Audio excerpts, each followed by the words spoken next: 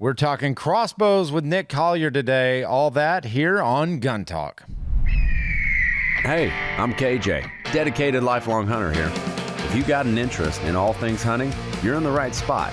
Whether chasing quail across the plains of Oklahoma or in pursuit of elk in the backcountry of British Columbia, you'll always find me on the hunt. All right, welcome in Gun Talk Hunters. I'm your host, KJ, and man, it seems like I've been on a long break, but I mean, you got to have a break every once in a while because hunting seasons are starting to ramp up. We are going to be starting prep. That's where we're really at. And joining me today is Nick Collier. Now, Nick's an avid outdoorsman in the firearms industry. Nick, welcome in. Thanks, KJ. So, all right, Nick, give the people a brief rundown of who you are, where you're at, what kind of hunting you do, and all that stuff, because we're going to jump into crossbow hunting and really kind of interested to get your thoughts on what you've been testing out. All right. So my name is Nick Collier. I live in Lexington, Kentucky, which is right in the middle if you've never been around. I'm a big whitetail hunter here locally, and I love to hunt elk anywhere they'll let me. That can be it's tricky around here because of the draws and whatnot. But yeah, I've been in the firearms industry since 2002. Just kind of worked my way all around that. Been with one company pretty much the entire length of that, and just got to learn manufacturing and kind of all aspects of the industry, one little section at a time as I've grown into it. And now I'm doing affiliate marketing with Gun Talk, and just loving it, getting to do some cool things with these crossbows and testing out some cool stuff. So crossbow hunting, for those who need to know, we're going to get to that. But first, this Gun Talk hunt is brought to you by EOTECH, Rossi, Ruger, Timney triggers, Range Ready, and Vortex. So, crossbows. This all came about, like, Nick reached out to me and was like, hey, do you happen to know anybody with any crossbow companies? And I think it all stemmed on, like, you were talking about, like, how can you extend your hunting season? Is that right? Is that about sound about right? That's exactly right. I was looking for a way to hunt more. Really, is what it boils That's down what to. we all do, man. Right. And I've never really been a bow hunter. Always hunted with rifles. Work in the gun industry. It just seemed like a better fit for me. I was fortunate enough to get drawn one time for an archery bull hunt here in Kentucky, and I bought a Hoyt, Rampage, and used it. Came home empty-handed, ate tag soup that year. Turns out I'm not much of a Robin Hood. And that was pretty much the end of the bow hunting for me. I was pretty blue about that whole experience, but a lot of it was preparation on my part. It wasn't really anything to do with the bow. But anyway, so that kind of had put a gray cloud on bow hunting for me. And we were talking about, in Kentucky, the bow season starts pretty much the 1st of September and goes all the way through January. Yeah. And that's a lot of hunting. You're still able to get some velvet bucks and things like that. And I just never have done that. So my father-in-law was like, well, you should try crossbow hunting. And that's kind of the sweet spot in the middle. And naturally, crossbows have always been kind of big and bulky and cumbersome. And to me, especially when you lay one next to a rifle. Yeah. And it just, it was just never all that appealing to me. But he mentioned Ravin crossbows that he had been looking at. And so that's kind of where all that started from. Yeah, and I'll be honest with you guys. Like, I know about as much about crossbows as I do like flying a rocket ship. I don't know a whole lot about them. I know how they operate. I know they're called bolts, not arrows.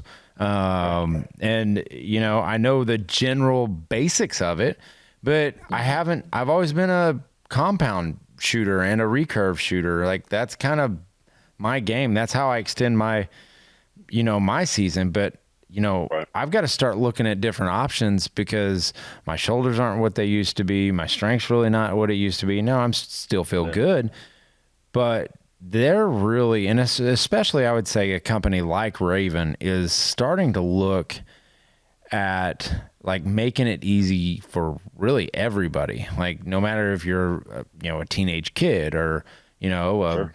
79-year-old guy out there just trying to make it, or, anybody, Yeah. anybody can Yeah. do it.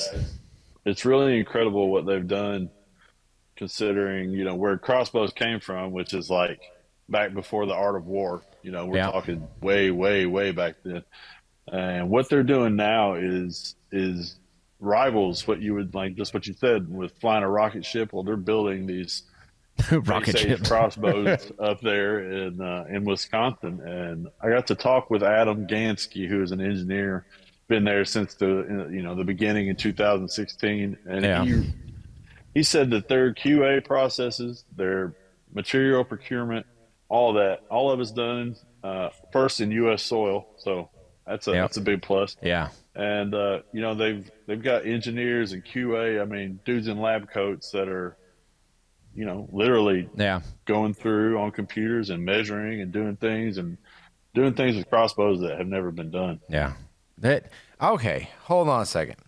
So here's one thing that I think, this is why I think I just figured it out, like listening to you and like thinking like, well, why have I not gotten into crossbow hunting? And I'll tell you what, here's where it all starts from. It starts from a hunt that I took with my dad, and he had a buddy who was using a crossbow, and,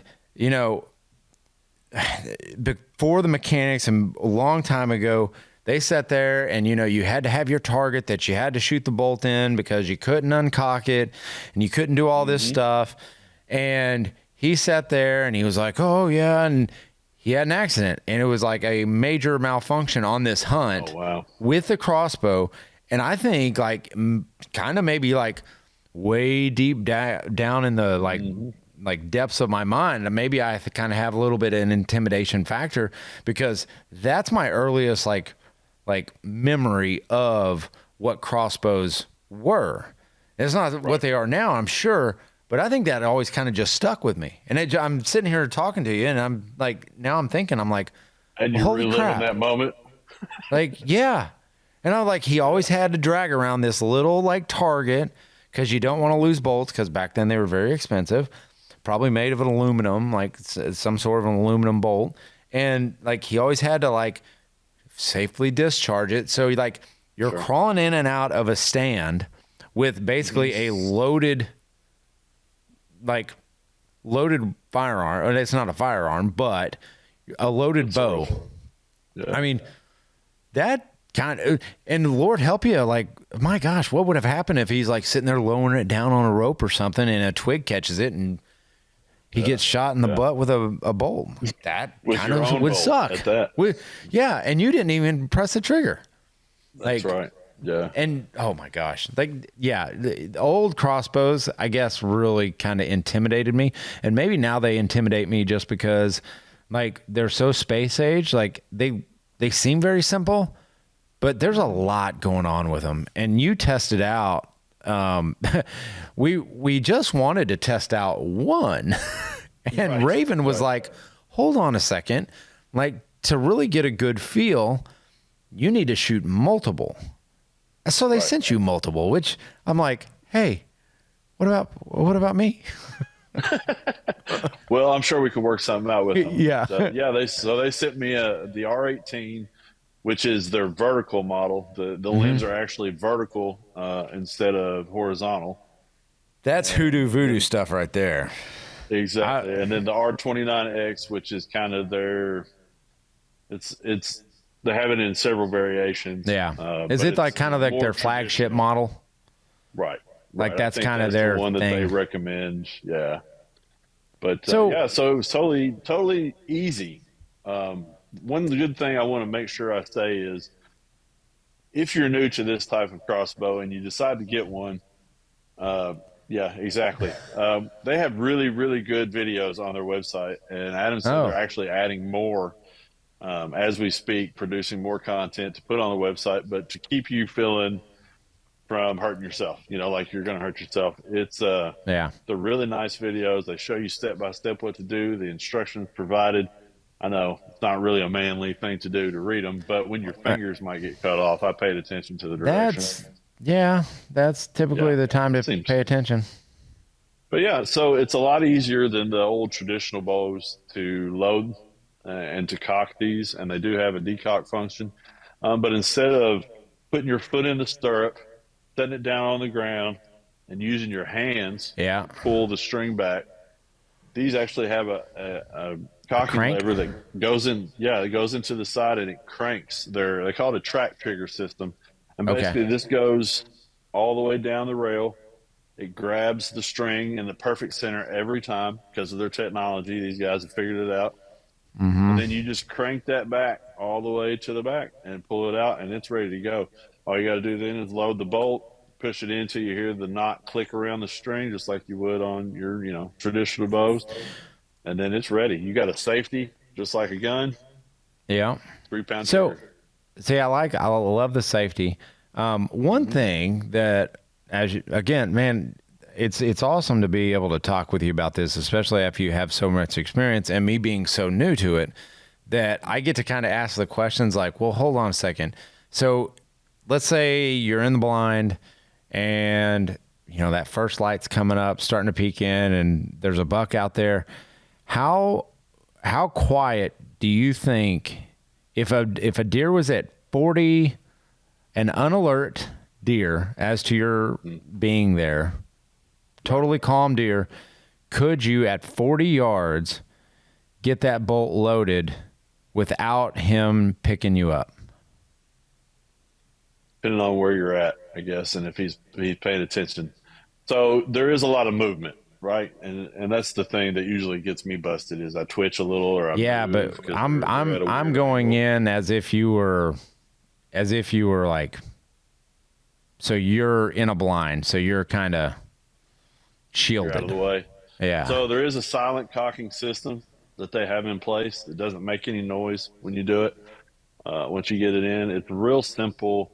Basically, there's a male and a female end. Mm-hmm. Once you plug it in, it's magnetic, so it grabs it in the right spot, and then you just crank it and pull it out.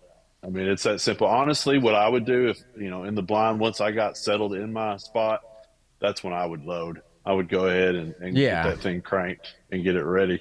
But yeah, I mean, I think if you're in a blind where you're not being seen and you're not out in the open, you can definitely get away with All loading them right. without alerting the deer. Because that's what I always think. I mean, because you're right. Movement, smell, but movement's Right. probably one of the big two things that gets guys and gals busted Hmm. in the stand or in the blind. It's movement because they are acutely aware of their surroundings, and whether you choose to believe it or not, they know something's not quite right. Oh yeah. So that They're so there every day. We're not, they know that. Exactly. Like we're hunting in their bedroom. Just think about that. Always like if someone came in and walked across your bed, I mean, you'd probably notice it. Yep. Just saying. Just a thing. Um, so so the R18 is the vertical model. Yes. Okay. Vertical model. Yep. How in the heck does that work? So instead of compressing the limbs, when you crank it down Uh to huh. the side, it actually pulls them, and they're inverted and vertical. So what you would think it would be, it actually pulls the front end of the bow down, the Yeah. limbs, and but it's super narrow. It's not much wider than a good sized rifle, Yeah. and Adam says those will shoot side by side with a lot of the other ones that they have. Even though it shoots a little bit slower, I think it's at like 380 Yeah. feet per second instead of 450 or 455 or whatever it was.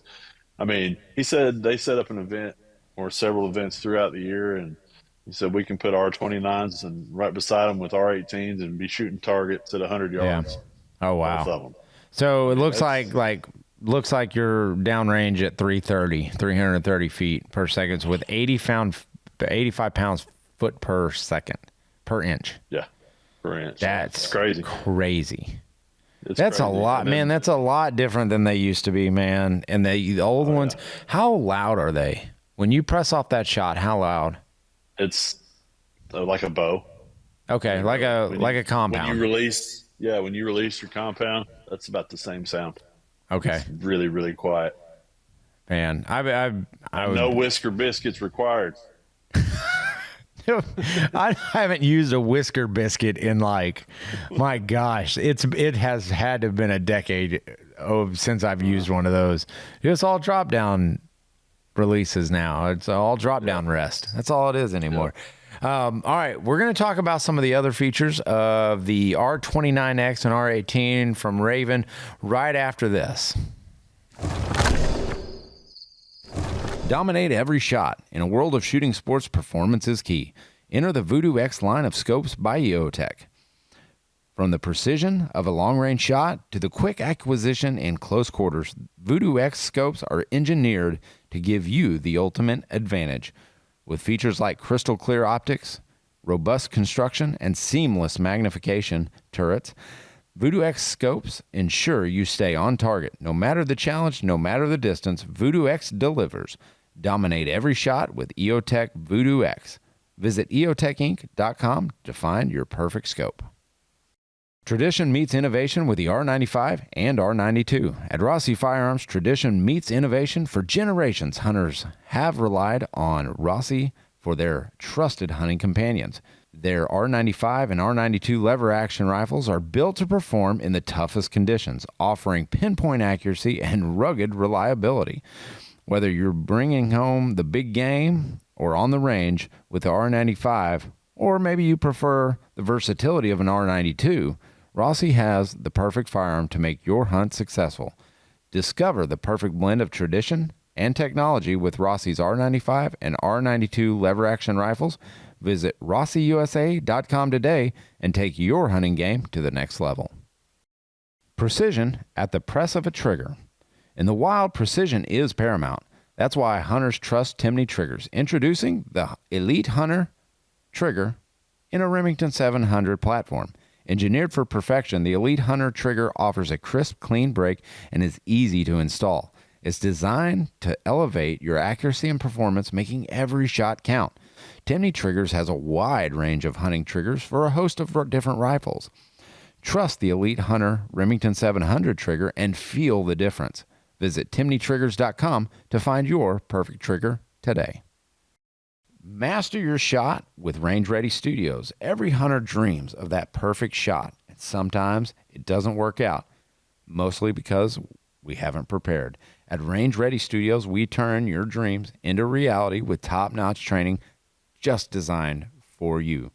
Our courses cover everything from basic firearm safety to advanced shooting techniques with hands-on training and expert guidance. That's key. You got to know who your training is coming from here, folks. You'll gain the skills needed for those critical moments in the field. Take control of your hunting future. Visit rangereadystudios.com for more information. We're talking Razor HD scopes. When you're in the field, clarity and precision are everything. That's what hunters look for, and that's why they trust Vortex Optics and their Razor HD line of scopes. The Razor HD scopes offer superior light transmission, stunning resolution, and unmatched durability. With these scopes, every shot is a confident shot. And you know what? They do have an impeccable lifetime guarantee, so you can trust that your investment is protected for life. Elevate your hunting experience with Razor HD scopes. Visit VortexOptics.com to learn more. Vortex Optics, because every detail counts. All right, we're back with Nick Collier. You know, he does a lot of work for Gun Talk, and he's actually got a write-up that we're about to put out that fully goes into detail about the Ravin crossbows that he tested out. One thing, Nick, that, I mean, a lot of guys, like, kind of, when I was younger growing up in the, like, seeing these crossbows, very accurate, even early on crossbows, but these, I would probably suspect they are a little bit more accurate. So there's two different sights. One of them was a 3 dot, just a red dot sight, 20 30, 40 was where they want you to put that. And that's the one that was on the R18. Yep. So once I got that one zeroed, which didn't take much at all, I was shooting and I sent you that video and I'll post it so you guys can see it later. But I actually Robin Hooded once I got the zero set and shot the knock off the back end of the arrow that was already in the target. And this one, I don't know if you'll be able, well, those of you that will look, but Yeah, if you're watching. It is bent right there on the end where it just smashed that knockoff. Well, I didn't notice it when I did it, that's what happened. When I pulled them out, I noticed that I was missing a knock. Now, And, I told you about anyway, that. They're crazy accurate. I told you. I was like, don't shoot the same spot twice. Like that's just how I remember them and remember seeing them is that, man, they're so freaking accurate. And you're not now when you start going down, like, so it's like crossbows, like pro level cheating. Like then you drop down, you go to like compound bows. That's like your AAA. Like, so if we're doing this in baseball analogies, you're on your cheating scale of like using, like extending your season and having the most success. Like the pros have the most success. The AAA, they're almost there. Man, they're so close. Sometimes it just doesn't work out for them. They end up being a 37-year-old in the minor leagues. And like your single and double A's that are like pretty close are your like your recurve guys and your longbow guys. Like, man, it's going to take a lot of work for you to get that next level. To get up there. I just came up with that analogy because I thought it was pretty funny. But that was, it made good sense. But no, it's like they're so accurate. And I told you, I was like, man, I was not expecting that. I was.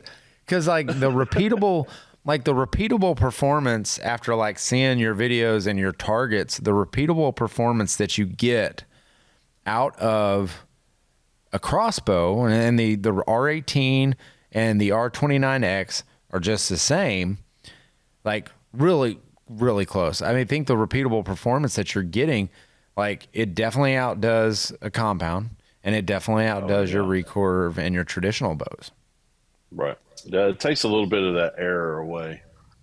Well, I mean, man, we've had many debates here in the office about like overspending on equipment that makes up for a lack of skill, if you will. Well, whatever you want to call it. But that open division in 3-gun. That's good. That's funny. But that is funny. I'm gonna tell Chris that because he's who I've been having conversations with. But right, I mean, but there's to a certain extent it's true, except when you're talking about crossbows, because I've seen and heard of youth shooters, the 6-year-olds, the 7-year-olds have a lot of success, and that gets those young kids out in the woods earlier. And they have success. And they want to go back. So I didn't start hunting until I met my wife because my father-in-law is the one that got me into it. Oh, really? So the first 8 years, I didn't kill a deer. Right? That sucks. My father-in-law, we call the great white hunter. So every year he's killing this buck, and I'm looking at it going, I'm going to wish that was me one of these days. Yeah. So, it took a while, but a kid, you're not gonna stick with it that long. No. As a young kid. So it's the crossbow is definitely, dude, it evens the playing field. Yeah. Well, for everybody. It's not just them. So let's talk about the sighting systems for these. Is it one of, and I know Ravin offers packages and you can buy just the bare bow if you want or the bare crossbow. But what, like, I know you use a Garmin 01 and another red dot sight. Red dots seem to be the way to go. Yeah, I think especially in like a tight bush situation, where you don't really have a lot of range, you're not trying to get that 100-yard shot. The red dot is more than sufficient. Yeah. But that Garmin is like looking through Iron Man's mask while you're shooting your crossbow. I mean, it is the craziest thing. When I turned it on and it lit up and it said Garmin and it said Raven and like it had the compound, the broadhead going up and down. I was like, what am I looking at here? But step by step, it tells you from the time you turn it on the first time, get it mounted, tells you exactly what to do. And it's like full readout, full digital. No Once kidding. you get that thing zeroed, it's like, so when you get it on, you put it on target. If you move from one side to the other just a little bit, or the bow tilts one side or the other to it gives you a visual digital cue that something is changing. Really? If you move off target, because once you get on, it stays on. But if you start to move, it sends off these little rings. It's like, hey, man, you're not where you started. No kidding. I mean, it's the craziest thing, but it's got a big old button on top. You get on target, hit that big button. It tells you how far away you are. Moves your reticle to where it needs to be. Send it. That's it. That's all it is to it. That's it. Wait. So if you had a deer, same thing. Hit that big button and tell you where to do it. Boop. Put your reticle where you need to be. Send it. How far do you think you can get out with that? Like a legit, like you've practiced. What's the furthest shot you would take for a deer? Ooh. Okay. So I'm not sure. Okay. Here's why I said that. I'm not sure what the energy is at those long distances, and I don't want to hurt something. Right. Yeah. So I think I know I'd shoot 160, maybe 70 yards because I was shooting 80 yards was the furthest I pushed. Yeah. And I mean, it was repeatable and it was getting good depth on the target. So no kidding. I think 60, 70 yards, you're still deadly. So you would, a calm deer, you would take a shot at like 60, 70 yards. I'd give it a shot. Does it change between models, the R18 or the R29X, on the distance that you would actually be confident in taking a shot? I think I would, because you got less energy. And we want to be ethical hunters, no matter what. Yeah. So I don't want to take a chance on not killing what I'm shooting at. So Adam said 100 was too far, really. On a kill shot, they don't recommend that. But he said 50, 60, 70 yards, you should be right in there. See, and here's my issue with that. I have no issue with the crossbow. I have the issue is that my lethal distance with a compound bow on repeatable performance on a whitetail deer, I would go no more than like 45 yards when I've been practicing the normal amount I normally do, which I'll be honest with you is not as much as it should be. But 45 yards in, because I know there's a lot of guys that, man, they're good out to 70, they're good out to 80, they're good out to 90, they're good out to 100. Some of those compound bows are ridiculous. They're smoking. Like, I mean, when you start to look at the grand scheme of things, though, like you're right. We've got to be ethical, and we've got to actually kind of think about, what our limited distance is. With a crossbow, if you say like 60, 70 yards and you're just dialed in automatically, you're getting really dang close to doubling your effective range and being accurate. And extending your season. See, all roads are starting to point to I need a crossbow. Yep. Because I remember back in the day in Oklahoma, and if you wanted to hunt with a crossbow, you had to have a written note from a doctor type deal. A doctor, yeah. And we're not far off from that. It wasn't that long ago. I think we can, if we had to, me and you could probably get a doctor's note. Yeah, I know a couple of them. So the sighting systems. I've been reading your article. Really like it because it's really detailed. Thank you. In part of it, you say you list pros and cons, and I don't want to dive into those because I want the people who are listening to go read the article because it's very well done, and it gives you a detailed view of like the sighting system that he used, the distances, the sight-in process, how easy it was, all this good stuff. But in the pros and cons on the Garmin Zero, you said you can't use one. Why is that? It was only on the R18 you can't use the Garmin. And the reason for that is the way the sight rail on the R18 is set because of the vertical limbs. Okay. So you don't have the same kind of flat top rail, for lack of a better way of saying it, Gotcha. to mount the bigger sights, and it kind of gets in the way, so it's not as accurate. Actually, Okay. I'm going to tell myself, Ethan, the guy that got these for us, he actually told me you cannot use the Garmin on the R18. And between the time he told me that and the time I got everything, in my head it said, Nick, put the Garmin on the R18. So I did, and I spent like an hour working with this thing in the 95-degree heat. So naturally, at the end of that hour, I don't know why it won't work. Pretty excited. But you have to put stuff away sometimes and just come back to it later. Man, that's how you have to do it. And then I figured it out what I'd done, and we all had a good laugh at my expense once again.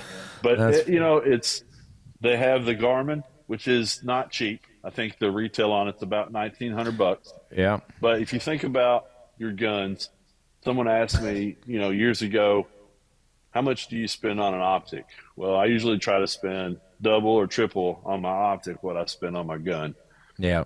Right? Because your glasses the gun's important, but the glass is too. Yeah. So if you buy a cheap scope on a $3,000 gun, you're going to get just that. Yeah. But they have, you can get a lot of heartache. That's right. Or an hour of sweatiness. But both are brutal. Options. Right. They have, for the R29, they had a sniper scope, which is a magnified optic, just like you put on a small rifle. So they have several things, and some of them even ship with them. Yeah. So I'm not sure. There's, like you said, there's different packages and things, but you use their bolts, their nocks, and they have broadheads. So really, their website is a one-stop shop to get everything you need. They have cases and all that stuff. Yeah. And it's just, I've been super, super impressed with it. That's awesome, man. That's the way we like to do it. Like, make it easy on ourselves. Like, that's what the whole goal is, to make it easy and have success. And it sounds like these would definitely do that for you. Absolutely. And I think this is going to, I'm going to have to negotiate a good deal with these fellas to maybe keep one of these bad boys. Cause you should. You absolutely should. Extend the season, and I will feel a lot better squeezing the trigger on one of those instead of trying to, use that Hoyt again. Yeah. Not that the Hoyt is bad. No, Hoyt makes a fine product. Yep, that's right. Well, all right, Nick, man. Thanks for the rundown. I appreciate it, man. Anytime. Let me know when you get that good deal. I will. All right, brother. I'll share that with you. All right, all right, Gun Talk hunters. You know the drill. Keep those muzzles pointed in a safe direction and always be on the hunt.